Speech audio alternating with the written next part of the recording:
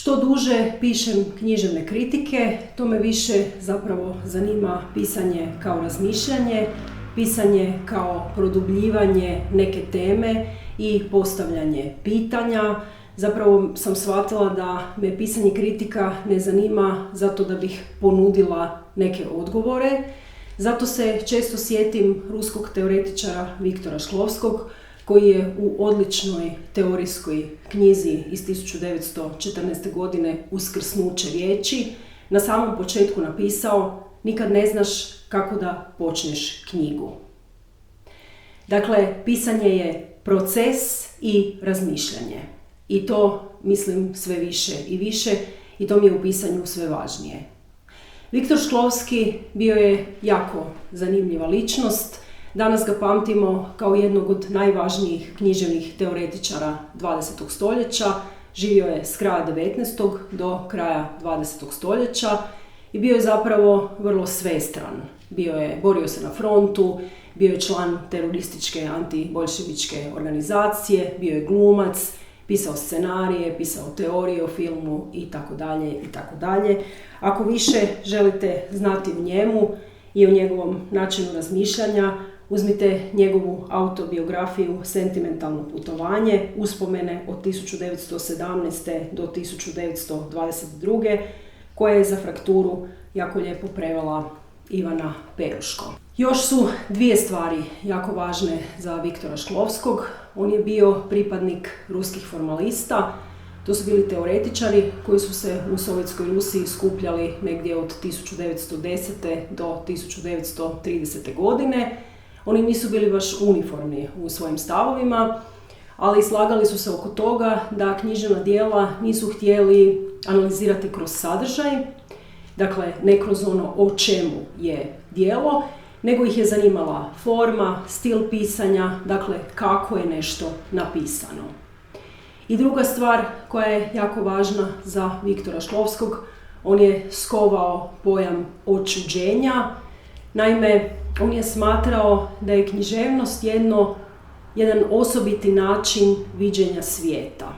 I objasnio to tako da mi stalno zapravo vidimo iste stvari, iste ljude, prolazimo pored sličnih prizora i onda nam oni postaju normalni i više ih zapravo ne vidimo. Zato dolazi očuđenje u književnosti i u umjetnosti.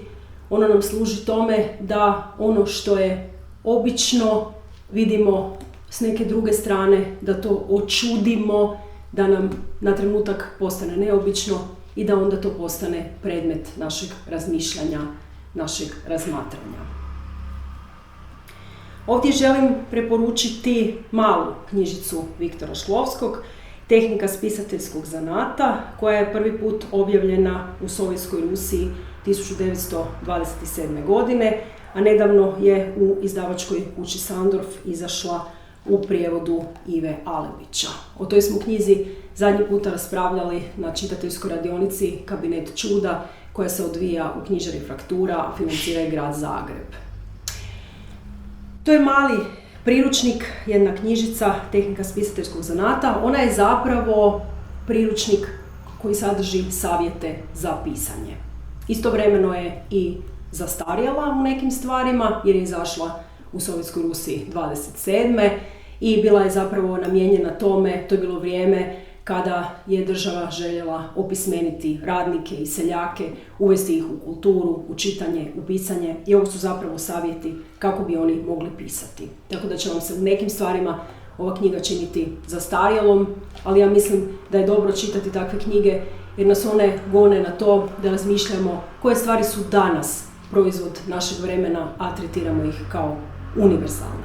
S druge strane, ova je knjiga svakako univerzalna, ona je svevremenska, može se čitati uvijek i njegovi su savjeti itekako korisni i danas. Recimo, on će reći da je za pisanje potreban veliki trud, veliko strpljenje, da svi koji pišu moraju čitati, opetovano čitati, iščitavati ono što su napisali, da trebaju raditi na svom tekstu, da nijedan tekst ne može dobro ispasti iz prve i navodi primjer Lava Nikolajevića Tolstoja koji je čak 8 puta redigirao svoj Rat i mir.